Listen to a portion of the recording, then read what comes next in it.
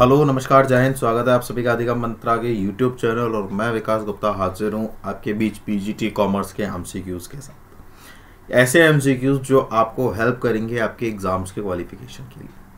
Recent में हमारा कल ही तो जो एग्ज़ाम्स हैं उनकी डेट अनाउंस हुई हैं।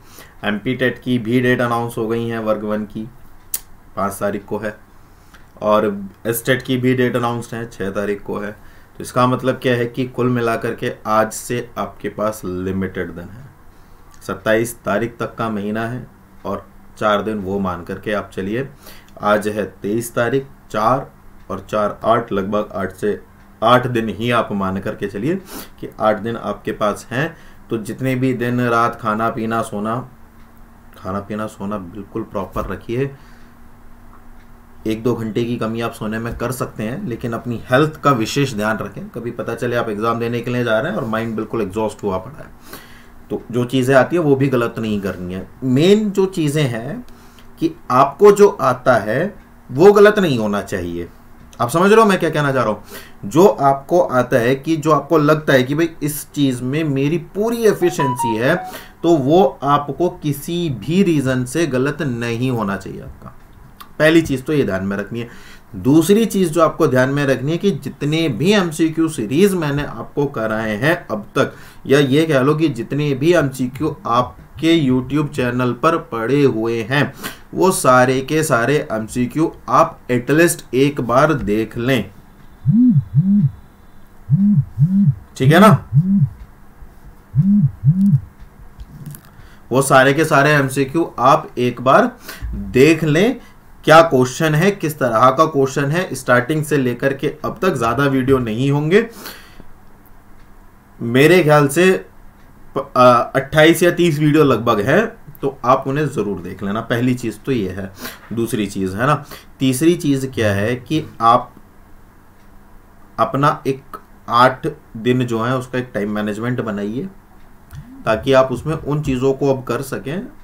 ये दो दिन जो हैं आपके आज और कल, है ना, 24 तक, जो भी ऐसी चीज़ें हैं जो सिलेबस में हैं जो आपको नहीं आती हैं, उन पर थोड़ा सा देखिए 10 से 20%, 10 to 15% आप मान करके चलिए। एक ऐसा पोर्शन सिलेबस में आता है जो आपकी लीड से बिल्कुल बाहर होता है।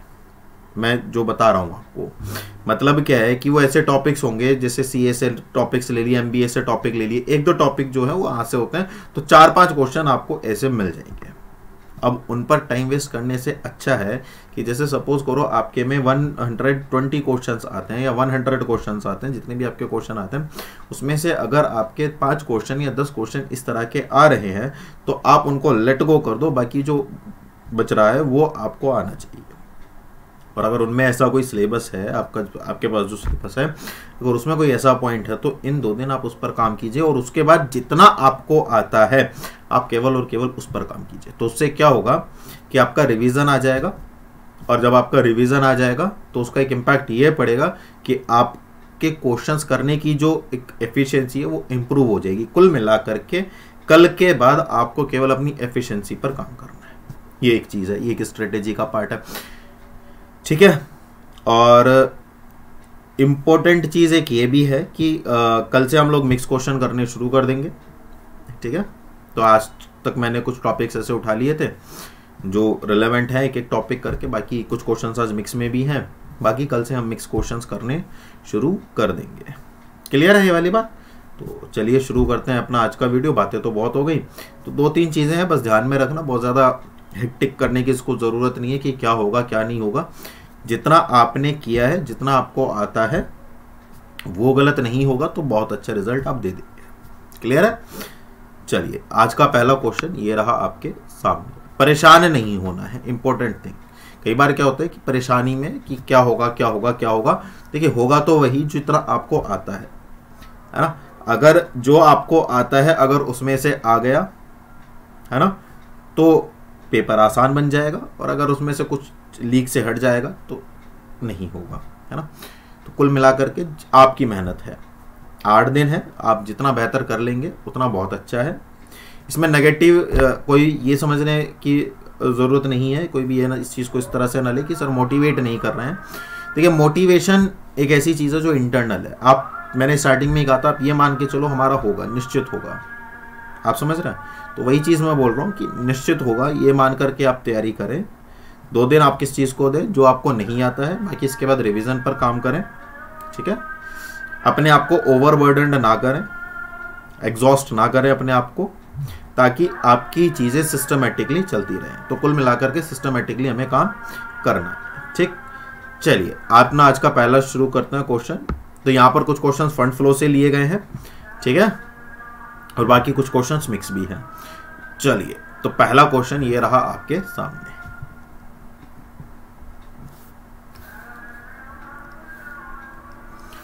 निम्नलिखित में से कौन सा कथन सही नहीं है? Which of the following statement is not correct? प्रबंधकीय लेखांकन और लागत लेखांकन दोनों प्रकृति में प्रत्येक के पूरक हैं, कॉम्प्लीमेंट्री हैं। प्रबंधकीय प्रबंध के लिए उपयोगी लेखांकन जानकारी से संबंधित है। प्रबंधकीय लेखांकन में केवल मात्रात्मक जानकारी का विवरण शामिल है। प्रबंधकीय लेखांकन लागत लेखांकन पर निर्भर करता है। बताइए क्या सही उत्तर जाएगा इसका? तो अगर इसको मैं देखूं कि प्रबंधकीय लेखांकन और लागत लेखांकन एक दूसरे के पूरक हैं, ये बात बिल्कुल सही है, 100%। प्रबंधकीय प्रबंधन के लिए उपयोगी लेखांकन जानकारी से संबंधित है, ठीक है, बिल्कुल सही बात है। प्रबंधकीय लेखांकन लागत लेखांकन पर निर्भर करता है। लागत क्या आएगी, उसी के आधार पर आपका प्रबंध काम करेगा। तो प्रबंधकीय लेखांकन में केवल मात्रात्मक जानकारी का विवरण शामिल होता है, ऐसा कुछ नहीं है। तो इसमें क्वांटिटेटिव भी होता है और क्वालिटेटिव भी होता है। तो आपका जो करेक्ट आंसर यहां पर बन करके आएगा वो आपका सी निकल करके आएगा। कौन सा निकल करके आएगा? सी। ठीक, नेक्स्ट। सकल कार्यशील पूंजी किसके बराबर है? देखिए, वर्किंग कैपिटल जो होती है वो 2 तरह की होती है। एक तो होती है ग्रोस, जिसको हम कहते हैं सकल। एक होती है नेट, कुल। तो आप जो current asset minus current liability पढ़ते हैं उसको नेट कहा जाता है। और जो ग्रोस होता है that is the aggregate of current asset. ठीक है, तो अब देख लेते हैं सकल कार्यशील पूंजी किसके बराबर होगी? कुल देनदारियों की तुलना में कुल परिसंपत्तियों की अधिकता। ऐसी तो कोई बात नहीं है। वर्तमान देनदारियों की तुलना में वर्तमान संपत्तियों की अधिकता। ऐसी भी कोई बात नहीं है, क्योंकि ग्रॉस पूछा है ना।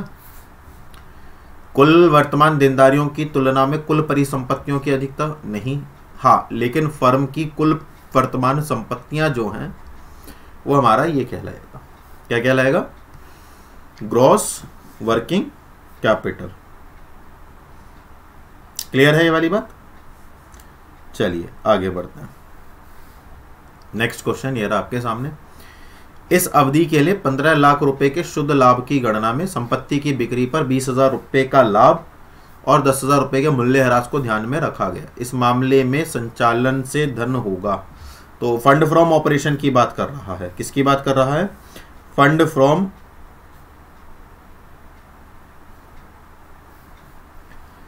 फ्रॉम ऑपरेशन की। ठीक है ना। फंड फ्रॉम ऑपरेशन जब आप देखेंगे तो इसका मतलब क्या है कि क्या क्या दे रखा है? नेट प्रॉफिट दे रखा है। ठीक है, तो नेट प्रॉफिट जब आप देखेंगे बेटा तो कितना आ रहा है हमारा नेट प्रॉफिट? 15 लाख रुपए, है ना। ठीक है, और प्रॉफिट ऑन सेल दिया हुआ है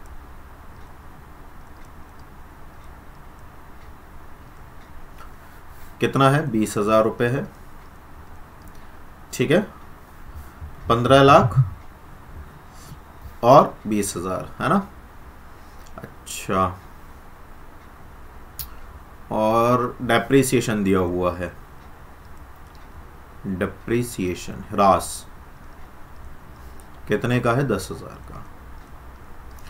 तो मेरे ख्याल से इसे माइनस कर देंगे और इसे प्लस कर देंगे। तो 15 में से ये गया, कितना बचा? 14,80,000। 14,80,000 में 10,000 ऐड कर दोगे तो 14,90,000 आ जाएगा। ठीक, इसी तरह से क्वेश्चन बनता है। ठीक है। जो आपकी नॉन ऑपरेटिंग इनकम है उसको हम माइनस कर देते हैं और जो नॉन ऑपरेटिंग एक्सपेंस है उनको प्लस कर देते हैं। लगभग कैश फ्लो के इक्वल सही होता है, बस कैश फ्लो में कैश से रिलेटेड होता है, यहाँ पर जो होता है यहाँ पर वर्किंग कैपिटल का इम्पैक्ट होता है फंड फ्लो में, है ना। तो 14,90,000 अगर आपका कहीं आ रहा है तो बेटा वो आंसर आपका क्या हो जाएगा, सही हो जाएगा। क्लियर है। नेक्स्ट आगे चलो बढ़ते हैं। एक चीज ध्यान में रखिए, एग्जाम क्वालिफाई करके आना है ना। आप जब एक पॉजिटिव एटीट्यूड अपने माइंड में रख करके चलते हैं कि भाई नहीं हो जाएगा, हम कर लेंगे, we have the capability to do this, तो वो जो पॉजिटिव एटीट्यूड है वो तुरंत कन्वर्ट हो जाता है उसके रिजल्ट में, आउटपुट में, है ना। और उसी के अकॉर्डिंग क्या है, मशीनरी काम करती है। मतलब आपका जो सेंस है, आपका माइंड है, ब्रेन है, आपकी जो बॉडी है, वो सारा का सारा उसी के अकॉर्डिंग काम करेगा। आप कोशिश कीजिए, आप दिन में इस चीज़ को रिपीट कीजिए कि नहीं भाई मुझे क्वालिफाई करना है, क्वालिफाई, तो आपका जो ब्रेन है वो ऑटोमेटिकली उस चीज़ को सोचता रहेगा। जैसे अब मैं हूँ, मैं क्या करता हूँ कि भाई कहाँ से क्वेश्चंस, कैसे क्वेश्चंस बनने हैं ताकि बच्चों का आ जाए, यही क्वेश्चन आ जाए। तो कई बार ऐसा होता है कि वो क्वेश्चंस ना हूबहू ऐसे भी देखने को मिल जाते हैं। तो अब का माइंड मतलब मेरे फिर 24 आवर्स ना यही चीज़ चलती है कि कौन सा नया टॉपिक लिया जाए, कहाँ से लिया जाए, कौन कौन से क्वेश्चंस लिए जाए। क्वेश्चंस करना एक अलग विषय है, लेकिन उन क्वेश्चंस का चुनाव करना वो बड़ा इंपॉर्टेंट है। आप समझ रहे हैं इस चीज को, ठीक है ना। तो आप क्वेश्चंस तो कहीं से भी कर सकते हैं, 1000, 2000, 2500, 3000, लेकिन जो स्पेसिफिक क्वेश्चन है उनका चुनाव करना बड़ा डिफिकल्ट है ना। लेकिन जब आप उस काम के बारे में सोचते हो तो वही निकलता है और फिर उसका रिजल्ट भी निकल करके आता है ना। तो वही एक चीज़ है। तो इस पॉजिटिव एटीट्यूड को ना अपने, कहते हैं ना, इनहेल कर लो उसको, मतलब बिल्कुल अपने रग रग में बसा लो कि भाई होगा, ठीक है ना, होगा, निश्चित होगा। ये साल आपका सरकारी नौकरी के साथ जाएगा, सिलेक्शन लेकर रहेंगे। हैशटैग इसीलिए स्टार्ट किया गया, सिलेक्शन लेकर रहेंगे, है ना। तो एक पॉजिटिव एटीट्यूड होना बहुत ज़्यादा जरूरी है। क्लियर है। चलो आगे बढ़ते हैं। इसी के साथ नेक्स्ट टॉपिक आपके सामने ये रहा, निम्नलिखित में से कौन सा धन का स्रोत नहीं है। निम्नलिखित में से कौन सा धन का स्रोत नहीं है। Which of the following is not a source of fund. Machine की खरीद, भैया आप जब मशीन की खरीद करोगे तो सोर्स ऑफ फंड है, एप्लीकेशन है, मतलब आप खर्च, सोर्स मतलब जहां से पैसा आ रहा है। अच्छा एक बात बताओ, मशीन खरीदोगे तो पैसा आएगा क्या जाएगा। तो अगर आपके पास से पैसा जा रहा है तो आप उसको एप्लीकेट कर रहे हो, है ना। और वहीं पर अगर आपके पास पैसा आ रहा है तो that is source of fund, है ना। जैसे वर्ष के दौरान अर्जित लाभ है, जैसे सपोज करो ये क्वेश्चन आपको नहीं आता तो आप इसमें से फिल्टर करो कि क्या क्या सिमिलर लग रहा है और क्या ओड लग रहा है ना। तो वर्ष के दौरान अर्जित लाभ आया, पैसा आया। शेयर पूंजी जारी करना, तो शेयर इशू करे, पैसा आया। दीर्घकालीन ऋण उठाना, पैसा आया। इन तीनों में ही पैसा आ रहा है, केवल इसमें पैसा जा रहा है। तो यही आपका क्या बन जाएगा बेटा, करेक्ट आंसर हो जाएगा। आप क्वेश्चन को जब ध्यान से पढ़ेंगे, उनके ऑप्शंस को ध्यान से पढ़ेंगे। बच्चे कई बार तो ऐसा करते हैं कि अरे ये वाला क्वेश्चन तो देखा हुआ है, तुरंत उसका आंसर। अरे नहीं भाई, क्वेश्चन को प्रॉपर रीड करो, उसके जो ऑप्शंस हैं उनको प्रॉपर रीड करो, उनको एग्जामिन करो और तब उसका आंसर करो। देखो 10 गलत करने से बेहतर है कि उनमें से 8 क्वेश्चंस अटेम्प्ट किए जाए बिल्कुल एक्यूरेट। करने सारे हैं, नेगेटिव मार्किंग नहीं है तो करने सारे हैं, लेकिन अगर हम उन पर ज्यादा टाइम दे देंगे और उन क्वेश्चंस को स्किप कर देंगे जो हमें नहीं आते हैं, उनको बाद में टाइम देंगे जब टाइम बच जाएगा। नहीं आता हो, लेकिन जो हम कर रहे हैं स्टार्टिंग में, उनमें हमारी इतनी कंसिस्टेंसी होनी चाहिए, इतनी क्लैरिटी होनी चाहिए कि भाई ये हमने कर दिया है, ये गलत नहीं होगा। आप समझ रहे हो। तो अगर आपका 80 to 85%, अगर आपका 80% भी अगर ऐसा सही चला जाता है तो आपको लगता है कि मेरिट में नाम नहीं आएगा, हो ही नहीं सकता। क्लियर है ये वाली बात। तो हर चीज की एक तरीका होता है, हर चीज का एक तरीका होता है। इसलिए मैं आपसे कह रहा हूं कि आप कभी भी अपने आप को ओवरबर्डन मत करो, रिलैक्स मोड में रहो। टेंशन होता है ना, कि भाई परेशानी भी होती है कि भाई नहीं होगा नहीं होगा, लेकिन उसका अल्टीमेट आउटपुट कुछ नहीं है, वो आपका रिजल्ट खराब ही करेगा, उसका अल्टीमेट आउटपुट कोई कुछ नहीं है।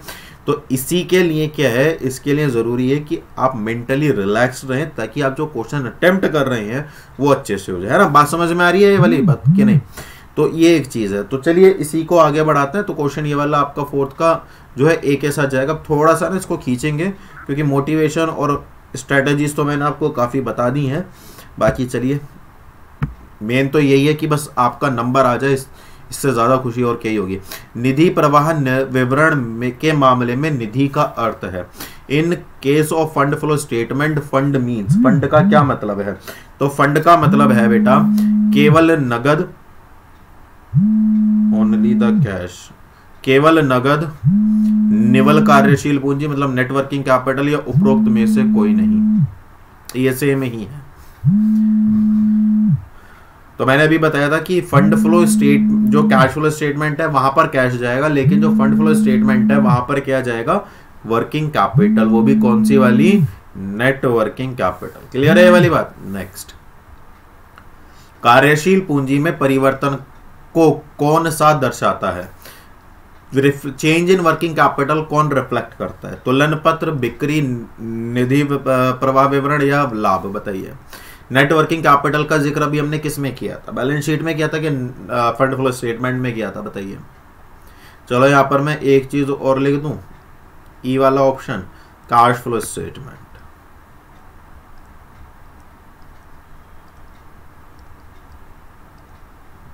बताओ तो इसका करेक्ट आंसर क्या आएगा? Fund flow statement. ठीक है। नेक्स्ट, स्थायी कार्यशील पूंजी को आमतौर पर किसके माध्यम से वित्त पोषित किया जाता है? Permanent working capital is generally financed through.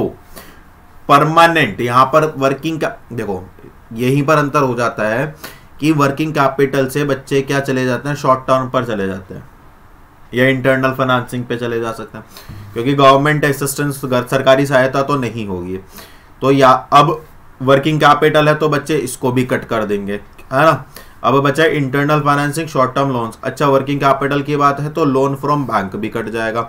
अब आपका एक ही ऑप्शन बचा, दैट इज सी। तो कई बार आप ऐसे भी करेंगे, लेकिन आप एक एक वर्ड को ना बड़े ध्यान से समझो। अगर आपने इसका आंसर इसको देने की जरूरत की है तो आपने बहुत गलत काम किया है, क्योंकि ये भी आंसर नहीं होगा। तो क्या कोई भी आंसर नहीं होगा? गलत, ये भी बात सही नहीं है। इसका जो आंसर जाएगा वो ये जाएगा। क्यों जाएगा? क्योंकि परमानेंट की बात करिए, और जो परमानेंट वर्किंग कैपिटल होती है वो हमेशा लॉन्ग टर्म कैपिटल फंड होता है। क्लियर है? क्लियर है ये वाली बात? जैसे आपने इस क्वेश्चन को समझा, अब ये क्वेश्चन कभी भी आ जाए, that becomes your permanent knowledge. ये कभी भी आ जाए, आपको लॉन्ग टर्म तक ये याद रहने वाला है कि हाँ भाई हमने ये गलती यहाँ पर किए थे। क्लियर है ये वाली बात? यहाँ तक कोई दिक्कत है तो बताएं। चलिए आगे बढ़ते हैं। निधियों के सभी स्रोतों में निधियों के सभी स्रोतों से पूंजी की लागत को क्या कहा जाता है? Cost of capital from all sources of fund is called विशिष्ट लागत, समग्र लागत, अंतर्निहित लागत, सरल औसत लागत। बताइए क्या सही है? Specific cost, composite cost, implicit cost या simple average cost? Cost of capital from all the sources of fund. All मतलब सभी, सभी मतलब समग्र, सभी मतलब समग्र, समग्र मतलब कंपोजिट, समग्र मतलब कंपोजिट। क्लियर है वाली बात? समझ रहे हो ना? कोई दिक्कत? नेक्स्ट, देनदारों से प्राप्त नगद 12,000 रुपए। अच्छा, देनदारों से, अच्छा एक बात समझो, चलो क्वेश्चन पढ़ते हैं। और फर्नीचर 7,000 रुपए में खरीदे गए। अच्छा, फंड प्रवाह पर शुद्ध प्रभाव क्या होगा? तो ये बता रहे हैं कि आपका फंड फ्लो पर क्या इंपैक्ट पड़ेगा, मतलब आपका वर्किंग कैपिटल पर इंपैक्ट पड़ेगा कि नहीं पड़ेगा, पहले तो ये देखो। अच्छा एक बात बताओ, आपके करंट एसेट और करंट लाइबिलिटीज, है ना, यही तो होता है। देनदार हैं मतलब डेटार्स हैं, डेटार्स से 12,000 रुपए मिले तो आपका 12,000 का कैश बढ़ गया, लेकिन साइमल्टेनियसली आपके डेटार कितने से कम हो गए? 12,000 रुपए से कम हो गए। तो इसका मतलब ये है कि इन 12,000 का कोई भी इंपैक्ट नहीं पड़ेगा, है ना। जैसे आपका सपोज करो करंट एसेट 50,000 का है, क्या है? 50,000 का है। अब अगर इसमें 12,000 रुपए आपके कैश के आए भी तो साथ में आपके 12,000 उसके भी तो चले गए ना, डेटार भी तो कम हो गया, तो टोटल अल्टीमेट आपके पास अभी भी कितना बचा? 50,000 ही बचा। तो इसका मतलब कि इसका तो कोई इंपैक्ट नहीं पड़ने वाला है। हाँ, अच्छा आगे क्या कह रहा है, फर्नीचर 7,000 रुपये में खरीदा। क्या फर्नीचर आपका वर्किंग कैपिटल, करंट एसेट या करंट लायबिलिटी का पार्ट है क्या? तो आप कहोगे नहीं सर। तो इसका मतलब क्या है कि आपकी करंट एसेट तो गई है, मतलब आपके पास से कैश तो गया है, तो आपकी जो करंट एसेट है वो क्या हो गई, कम हो गई। तो जब आपकी करंट एसेट कम हो गई तो क्या उसका कहीं दूसरा इंपैक्ट पड़ रहा है करंट एसेट या करंट लायबिलिटी पर? तो आप कहोगे नहीं सर। क्यों? क्योंकि हमने पैसा दिया और एसेट खरीदी, तो जो पैसा जा रहा है, जो कैश जा रहा है, वो क्या है, करंट एसेट है। लेकिन जो हम एसेट परचेज कर रहे हैं वो क्या है, लॉन्ग टर्म है। तो इसका मतलब क्या है कि आपकी जो वर्किंग कैपिटल है वो क्या हो जाएगी, कम हो जाएगी। आपकी वर्किंग कैपिटल क्या हो जाएगी, कम हो जाएगी। अब देखो कहीं पर कुछ है क्या, कमी कमी कमी। तो कार्यशील पूंजी में कमी एक तो ये आ गया और कार्यशील पूंजी में कमी एक ये आ गया। तो एक 5,000 है और एक 7,000 है। तो हमने खरीदा कितने का है, 7,000। तो यही वाला सही चला जाएगा। क्लियर है? तो कई चीजें कई बार तो आप क्वेश्चन सिंपल लॉजिक से लगा लेते हो, रिलेट करके भी लगा सकते हो। जैसे यहां पर देखो, शुद्ध लाभ प्लस गैर नगद व्यय। अभी मैंने बताया था कि आपके जितने भी नॉन ऑपरेटिंग या नॉन कैश एक्सपेंसेस हैं उनको क्या करेंगे, प्लस करेंगे। और जितने भी आपके क्या हैं, जितने भी आपके क्या हैं वो नॉन ऑपरेटिंग इनकम्स हैं उनको क्या करेंगे, माइनस करेंगे। तो ये क्या कह रहा है, net profit plus non cash expenses. तो fund from operation activity. Clear है ये वाली बात? इसमें तो कुछ है ही नहीं। नेक्स्ट देखते हैं, निम्नलिखित में से कौन सा धन प्रवाह विवरण तैयार करने का उद्देश्य नहीं है? Which one of the following is not the objective of preparing fund flow statement? वर्तमान वित्तीय प्रबंध के परिणामों को दिखाने के लिए प्रबंध है तो जाहिर सी बात है सही होगा। यह दिखाने के लिए कि व्यवसाय पर सामान्य विस्तार को कैसे वित्त पोषित किया जाए। वित्त पोषित मतलब फाइनेंस कैसे किया जाए। तो क्या फंड फ्लो का मोटिव फाइनेंस करना होता है? चलो इसको क्वेश्चन मार्क कर लेते हैं, पहले बाकी के देख लेते हैं। ये भी नहीं, मेरे को नहीं आता ये वाला क्वेश्चन, मैं रिलेट कर रहा हूँ खाली कि हो सकता है कि नहीं हो सकता। भाई मैनेजमेंट तो हमने पढ़ा है कि ये चीजें मैनेजमेंट को हेल्प करती है, तो वो तो सही बात है, हमें नहीं का बताना है। समय की अवधि में व्यवसाय की कमाई को दर्शाना। भाई फंड फ्लो में कितनी इनकम और एक्सपेंसेस दिखाए जाते हैं, तो इसका मतलब क्या है, व्यवसाय की कमाई को दर्शाया जा रहा है। बहुत सही बात है। तो ये भी क्या होगा, सही होगा, ये तो है उद्देश्य। एक और प्रचलनों से लाभ और दूसरी और नई पूंजी जुटाने या सावधि ऋण के अनुबंध के बीच संबंधों को स्पष्ट करना। इसको मैं एक बार यहां पर देख लेता हूं। To illustrate the relationship between profits from operation. अच्छा, ऑपरेशन से कितना प्रॉफिट हुआ एक तरफ, तो मतलब आपका सोर्स क्या है ना, आपका क्या सोर्स क्या है, और दूसरा क्या है, रेजिंग ऑफ न्यू कैपिटल और contracting term loan on the other. और दूसरी तरफ क्या है, आपकी जो एक तरफ सोर्स हो गया, एक तरफ एप्लीकेशन हो गया, या ये मान लो कि प्रॉफिट हो रहा है ऑपरेशन से और आप कितना कैपिटल क्या कर रहे हो, रेज कर रहे हो। तो ये भी बात सही है भाई, फंड फ्लो में तो यही चीजें जाएंगी। तो इसमें केवल एक ही डाउटफुल बच रहा है और वो है बी। तो यही जो होगा आपका करेक्ट आंसर हो जाएगा कि फंड फ्लो स्टेटमेंट को कभी भी to show how the general expansion of business has been financed, कि उसके एक्सपेंशन को, उसके विस्तार को कैसे वित्त पोषित करना है, इसके बारे में कभी नहीं बताता। क्लियर है ये वाली बात? चलो नेक्स्ट। AM लिमिटेड ने 50,000 रुपए का नगद भुगतान करने वाली एक मशीन खरीदी है? नगद भुगतान करके एक मशीन खरीदी। अच्छा, 10,000 रुपए में इन्वेंटरी बेची, इन्वेंटरी भी बेचती, सही है बात, तो है कोई बात नहीं। और एक महीने के दौरान 5,000 रुपए के बिल प्राप्तियों को एकत्र कर लिया। ठीक है भाई, पैसा आ गया। अब निधि प्रवाह का निवल प्रभाव क्या होगा, क्या होगा, देखो फिर वही चीज है। बिल रिसीवेबल क्या होते हैं, करंट एसेट। तो बिल रिसीवेबल कम हो गए, कैश बढ़ गया, कोई चेंज नहीं आया, काट दो इसको। 10,000 रुपए की इन्वेंटरी बेच दी, माल बेच दिया। माल किस में आता है, स्टॉक किस में जाता है, करंट एसेट में। तो करंट एसेट 10,000 से कम हो गया और 10,000 रुपए में उसको बेच दिया, तो 10,000 रुपए आ गए, तो कोई भी इंपैक्ट नहीं पड़ा। लेकिन हाँ, 50,000 रुपए का जो नगद भुगतान करा है उसका इंपैक्ट पड़ेगा, तो यहां पर आ जाएगा एप्लीकेशन ऑफ फंड। क्या आ जाएगा? Application of fund. नेक्स्ट, निम्नलिखित में से कौन सा धन का सोर्स नहीं है, सोर्स ऑफ फंड, स्रोत नहीं है? इशू ऑफ शेयर, शेयर पूंजी जारी करना, पैसा आएगा, है। अचल संपत्तियों की बिक्री, पैसा आएगा, है। शेयर प्रीमियम, ज्यादा में बेच दिया, पैसा आएगा, है। लेकिन वो इशू ऑफ बोनस शेयर जो है ये नहीं है। क्लियर है? नेक्स्ट, निधि प्रवाह विवरण तैयार करते समय कराधान के प्रावधान को निम्नानुसार लिया जाना चाहिए। While preparing a fund flow statement, the provision for taxation should be taken as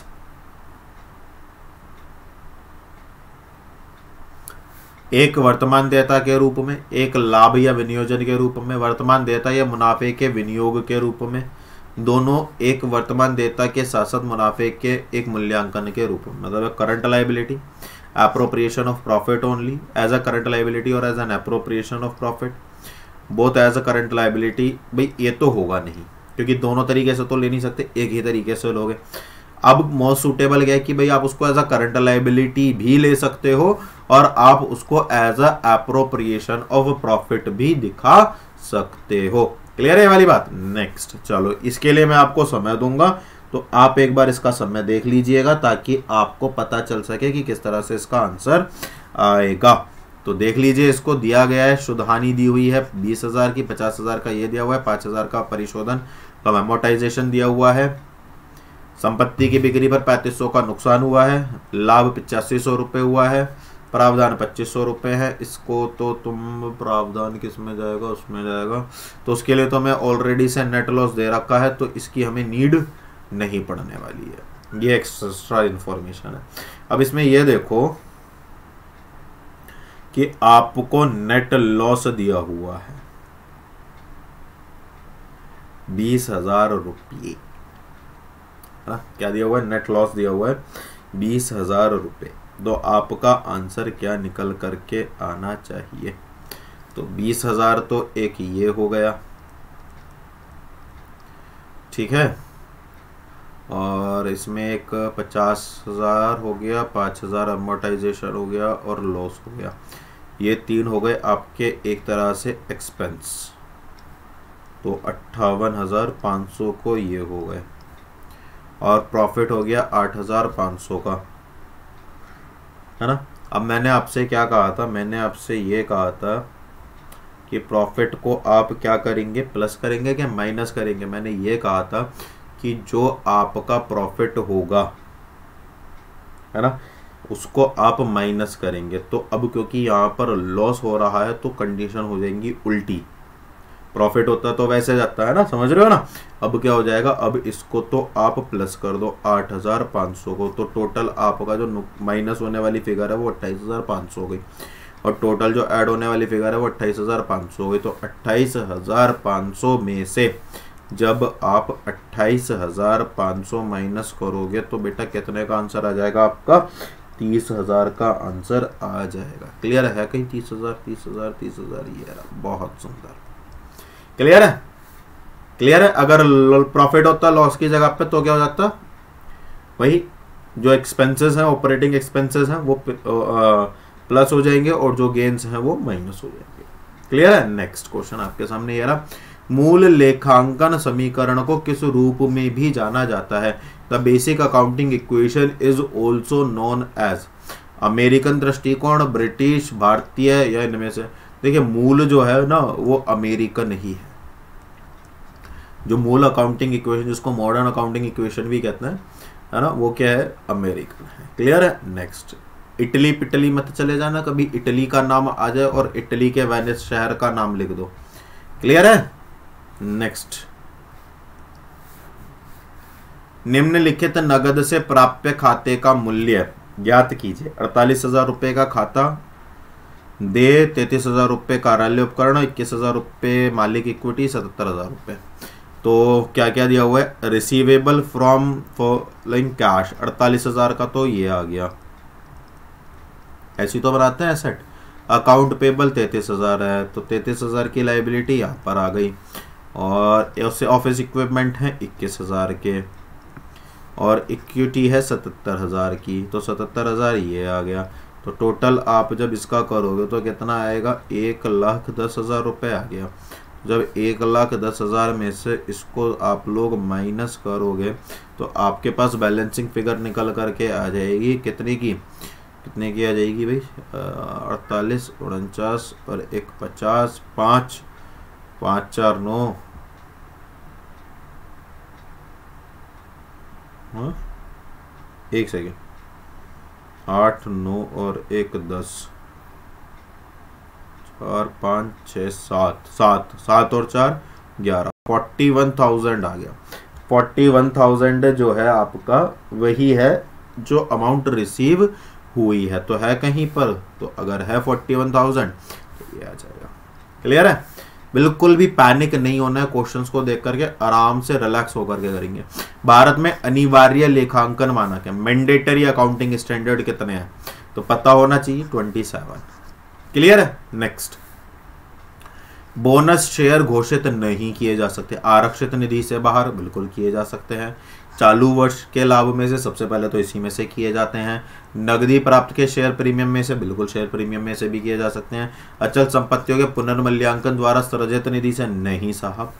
out of fund created by revaluation of fixed assets से कभी भी बोनस शेयर्स इशू नहीं किए जा सकते। नेक्स्ट, जब कैश बुक के दोनों किनारों पर कोई प्रविष्टि की जाती है तो उसको क्या कहा जाता है? When any entry is made on the both side of cash book is called as, जैसे आपने 2 कॉलमन कैश बुक बनाया,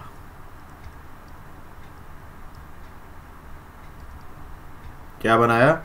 2 कॉलमन कैश बुक बनाया, तो आपने वहां पर क्या करा भाई, कैश का अकाउंट भी बनेगा, बैंक का अकाउंट भी बनेगा, यहाँ पर भी कैश का अकाउंट भी बनेगा और बैंक का अकाउंट भी बनेगा। तो आपने कैश निकाला, तो जब आपने कैश निकाला तो आपके पास पैसा आया, बैंक क्या हो गया? कम हो गया। तो बैंक क्या हो गया? कम हो गया। तो एक एंट्री आप यहाँ पर लिख दोगे, एक एंट्री आप यहाँ लिख दोगे, ऐसे ही उसके कंडीशन में आप यहाँ पर और यहाँ पर। तो कुल मिला करके आप 2 अलग अलग एंट्री का लेखा 2 अलग अलग जगह पर करते हो। तो इस एंट्री को क्या बोला जाता है? आपको पता होगा ना, इसको क्या बोलते हैं? इसको हम यहाँ पर बोल देते हैं कॉन्ट्रा एंट्री।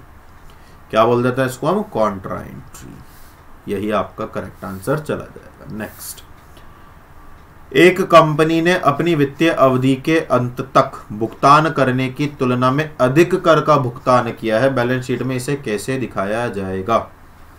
अधिक, ज्यादा पे कर देते हैं तो प्रीपेड कहलाता है। इसमें तो कोई सोचने वाली बात ही नहीं है, बहुत प्यारा और स्मूथ और सीधा साधा मासूम क्वेश्चन। नेक्स्ट, आज नंबर ऑफ क्वेश्चंस कम है,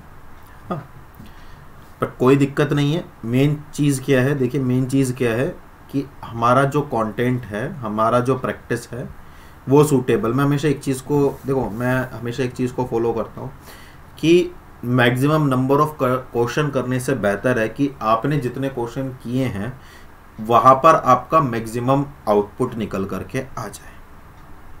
आप 10,000 क्वेश्चन भी अगर कर रहे हैं और उसमें से आपको केवल 10 क्वेश्चन याद हैं तो उसका कोई एक्सिस्टेंस नहीं है। और अगर वहीं पर 100 क्वेश्चन आपने किए हैं लेकिन उन 100 में से 20 आपको 100% आते हैं तो उसकी ज़्यादा वेटेज है। आप इस चीज़ को रिलेट कर पा रहे हो? समझ रहे हो मैं क्या कहना चाह रहा हूँ? तो बहुत ज़्यादा ज़रूरी है कि आपने जो किया है वो आपको आना चाहिए। नेक्स्ट देखिए वाला, एक मशीन की कीमत 70,000 रुपये है, बहुत सुंदर। इसका जीवन काल 10 साल का होता है, डिवाइड कर दो, डेप्रिसिएशन आ गया। इसको अंत में 5,000 रुपये मिलने की उम्मीद है। ठीक है साहब, 5,000 हम माइनस कर देंगे स्क्रैप वैल्यू, तो ये आपका डेप्रिसिएशन रेट आ जाएगा 6,500। अब आपसे पूछ रहा है एक सीधी रेखा स्ट्रेट लाइन मेथड के आधार पर 4 वर्षों के लिए मूल्यह्रास कितना होगा? तो 1 वर्ष के लिए इतना है, 4 वर्ष के लिए निकाल लो। तो 6 चौक 24 और 5 चौक 20, कितना आ गया? 26,000। कहीं आ रहे हैं क्या? सिंपल कहानी है ना। Next, buyback increase, buyback of share क्या इंक्रीज कराता है? शेयर मूल्य, नगद, अधिग्रहण बोलियां या पूंजी? बताइए। ठीक है। जब शेयर बायबैक ऑफ शेयर कर रहे हो तो वो हमेशा आपकी शेयर वैल्यू को क्या कर देगा, बढ़ा देगा। नेक्स्ट, और सिंपल है, 1 वर्ड आंसर्स हैं इनके। बहुत सारे क्वेश्चंस मिलेंगे आपको ऐसे। शुद्ध बिक्री और कार्यशील पूंजी के अनुपात को क्या कहा जाता है? The ratio of net sale to working capital is called. लाभप्रदता अनुपात, तरलता अनुपात, कार्यशील पूंजी बिक्री अनुपात, शोध क्षमता अनुपात, profitability ratio, liquidity ratio, working capital sales ratio या सोल्वेंसी रेशियो। बताइए। वर्किंग कैपिटल आ रहा है तो वर्किंग कैपिटल सेल्स रेशियो आएगा। क्लियर है? तो साफ साफ पता चल रहा है। नेक्स्ट, निम्नलिखित में से कौन सा कथन सत्य नहीं है? नहीं, नो, नॉट। उच्च परिचालन अनुपात उच्च मुनाफे को दर्शाता है। डिबेंचर को वरीयता शेयरों में बदलने से ऋण इक्विटी राशन में कमी आएगी। 1 वर्ष के भीतर भुगतान के लिए दीर्घकालिक देनदारियों को वर्तमान देनदारियों के रूप में माना जाना चाहिए। स्टॉक टर्नओवर की गणना करते समय बिक्री की लागत बिक्री की तुलना से बेहतर गणना करता है। तो एक बार देख लेंगे तो कौन सा सही नहीं है। Higher operating ratio indicates higher profit.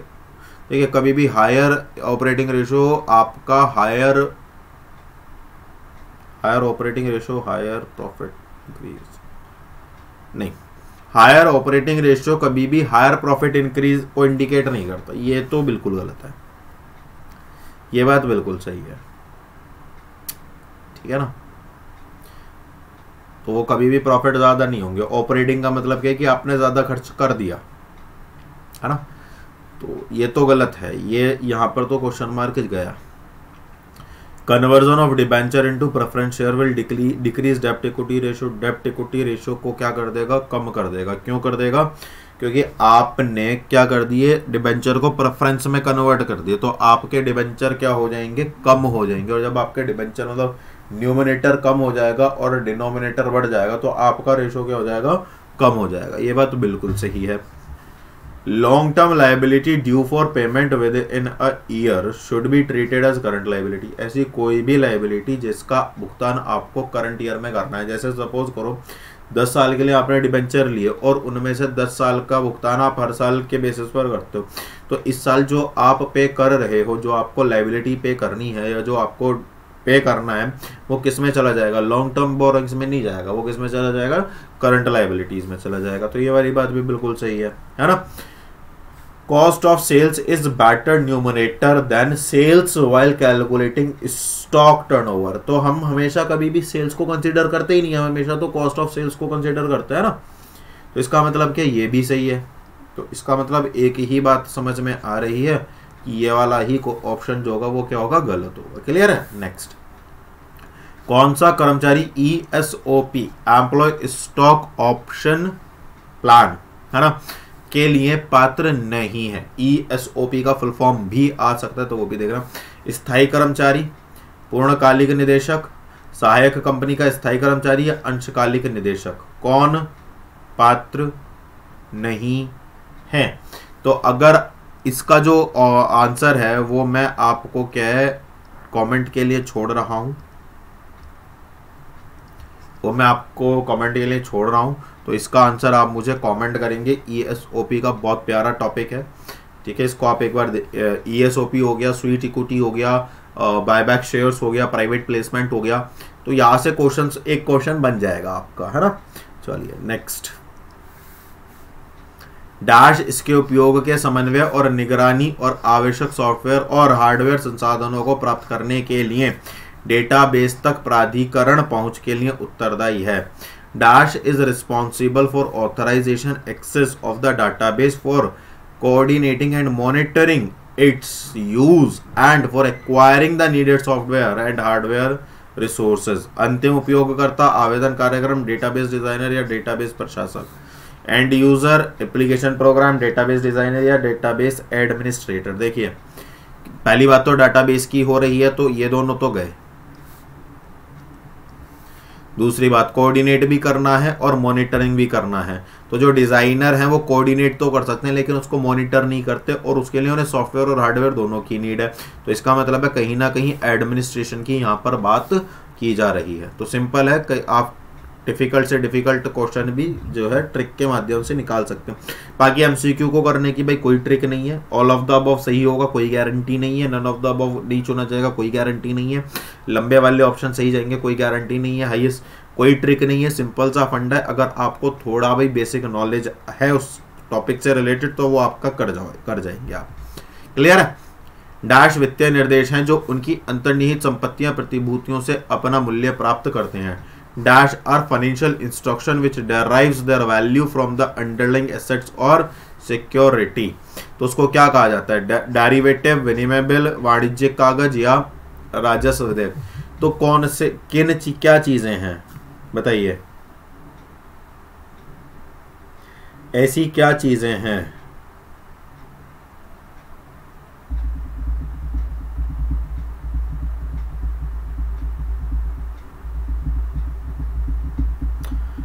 तो इसका जो करेक्ट आंसर जाएगा वो डेरिवेटिव्स जाएगा।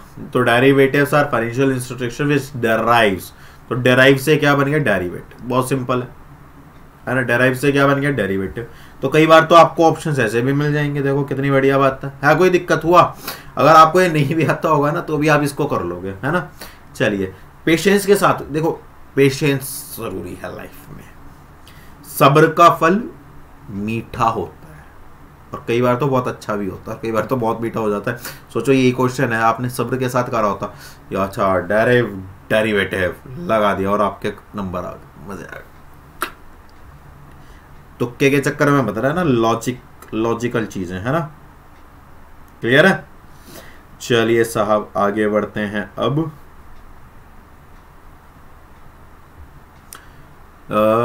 अपनी पूंजी पर ब्याज है। अपनी पूंजी माने इंटरेस्ट ऑन ओन कैपिटल। तो राष्ट्रीय लागत है, डूबत लागत है, ओवरहेड्स है, क्राइम कॉस्ट का हिस्सा है, क्या है? सॉरी, प्राइम कॉस्ट, उल्टा बोल गया, पी इधर चला गया, सी उधर चला गया। National cost, sunk cost, overhead, part of prime cost बताइए। तो interest on capital is national cost, राष्ट्रीय लागत है। ठीक है, अपना पैसा है भाई, अपनी संपत्ति है। राष्ट्र अपना पैसा, अपना संपत्ति अपनी, तो उस पर मिलने वाला ब्याज भी कैसा होगा? अपना होगा। नेक्स्ट और लास्ट आपके बीच असामान्य अपव्यय की लागत डैश है। Cost of abnormal wastage is dash. बिल्कुल भी शुल्क नहीं लिया गया है, लाभ और हानि खाते में प्रभावित है। उत्पादन लागत के लिए शुल्क लिया आंशिक रूप से उत्पाद पर और आंशिक रूप से लाभ और हानि खाते पर शुल्क लगाया जाता है। अब अगर आप तुक्का लगाओगे ना तो इसके हिसाब से डी वाला सी होना चाहिए और ये वाला गलत हो जाएगा क्योंकि ये सबसे बड़ा है। Logic fail. अब देखो, एबनॉर्मल वेस्टेज की बात हो रही है, क्या होगा? Not charge at all, charge to profit and loss account, charge to the product. अच्छा एक बात बताओ, आपकी जो एबनॉर्मल वेस्टेज होती है, एबनॉर्मल वेस्टेज क्या होती है? आपकी एबनॉर्मल वेस्टेज जो होती है, है ना, वो किसके अगेंस्ट में करोगे? बताओ, किसके वेस्टेज में करोगे? जैसे सपोज करो लॉस बाय फायर है ना, एबनॉर्मल वेस्टेज तो है लॉस बाय फायर या लॉस बाय थेफ्ट, है ना। तो एक बात मुझे बताओ, ये जो लॉस बाय फायर है, क्या आप इसको चार्ज नहीं करोगे? गलत हो जाएगा। क्या आप इसको प्रोडक्ट कॉस्ट में चार्ज करोगे? नहीं सर। क्या आप, ये तो गलत हो ही गया। अब आप क्या होगा? अब आप इसको प्रॉफिट एंड लॉस में चार्ज करोगे। किस में करोगे? लाभ और हानि खाते में। लॉस बाय फायर तो वहीं लिखा जाता है ना भाई, यहाँ पर इंश्योरेंस वगैरह की तो कोई बात हो ही नहीं रही है, तो फालतू लॉजिक क्यों लगाना कि इंश्योरेंस वगैरह कुछ वगैरह। तो इसका मतलब क्या है, ये जो charge partly to the product and partly profit, जब प्रोडक्ट में नहीं हो रहा तो वैसे भी गलत हो गया। तो कुल मिलाकर के क्या हो गया हमारा? Profit and loss. जितने भी चार्ज हैं सारे के सारे कहाँ पर होते हैं? प्रॉफिट एंड लॉस में। तो इस तरह से हमारे आज कुछ 30 क्वेश्चंस थे। ठीक है, बाकी कल से आपको मिक्स क्वेश्चन मिलने शुरू हो जाएंगे जो आपके लिए क्या होंगे? रेलेवेंट होंगे। बाकी कुछ टॉपिक्स भी हैं, 1-2 दिन में मैं उनको भी खत्म कराने की कोशिश करूंगा। ठीक है, देखिए कुल मिलाकर के समय कम है, एमपी टेट का भी एग्जाम है और एसटेट का भी है, दोनों का ही ख्याल रखना है। ऐसा नहीं है भी दोनों मेरे लिए बहुत ज़्यादा इंपॉर्टेंट हो। ठीक है, तो इस तरह से क्वेश्चंस को डिज़ाइन किया जा रहा है कि भाई दोनों का जो है बेनिफिट हो जाए। ठीक है। बाकी कल कुछ टॉपिक्स ऐसे रहने वाले हैं जो आप सभी के लिए ज़रूरी हैं, है ना। और तो बस बाकी तो अपना ख्याल रखिए और खुश रहिए, परेशान नहीं होंगे। जितना भी आपका एनर्जी जो है परेशान होने में जा रहा है, वो सारा का सारा एनर्जी आप जो है अपनी स्टडी में लगाइए, है ना, अपना फोकस क्लियर करने में लगाइए, ताकि वहाँ पर आपको ज़्यादा अच्छा रिजल्ट मिल सके। तो ये एक चीज़ है। बाकी तो अगर कहीं पर भी कोई दिक्कत, क्वेरी, किसी भी तरह का कोई इशू आता है, तो आप you are free to connect with me. Telegram, WhatsApp वगैरह के लिंक्स आपके पास अवेलेबल हैं। बाकी आपके जो फीडबैक्स हैं वो मुझ तक नहीं आ पा रहे हैं, तो अगर आपको क्लासेस अच्छी लग रही हैं, पसंद आ रहे हैं, क्वेश्चंस अच्छे लग रहे हैं, रिलेटेबल लग रहे हैं, तो वीडियो को लाइक कीजिए, समझ में आ रहा है तो चैनल को ज़्यादा से ज़्यादा शेयर और चैनल को सब्सक्राइब कीजिए, ठीक है। अपने स्टेटस वगैरह जो भी आप कर सकते हैं मैक्सिमम लोगों तक इसको पहुंचाइए, ताकि ज़्यादा से ज़्यादा लोग इससे कनेक्ट हो सकें। अब मैं अगर आपके लिए इतना एफर्ट कर रहा हूं, तो इतना तो आपका भी जो है, क्या कह सकते हैं उसको, जिम्मेदारी कह लो, चलो, कि इतनी तो आपकी भी चैनल के प्रति जिम्मेदारी बनती है, इतना तो मेरा भी हक बनता है आपसे ये कहने का कि भाई चैनल को ग्रो करने की जिम्मेदारी आपकी है। तो अगर मैं अपना 100% दे रहा हूँ, तो you should have to give your 100% in the growth of the channel. After all आप ही का चैनल है, ठीक है। और बाकी तो मिलेंगे कल कुछ और नए बेहतरीन क्वेश्चंस के साथ। तब तक ख्याल रखिए, बने रहिए और चैनल को लाइक और कमेंट करके मुझे बताइए आज के क्वेश्चंस आपको कैसे लगे। जय हिंद।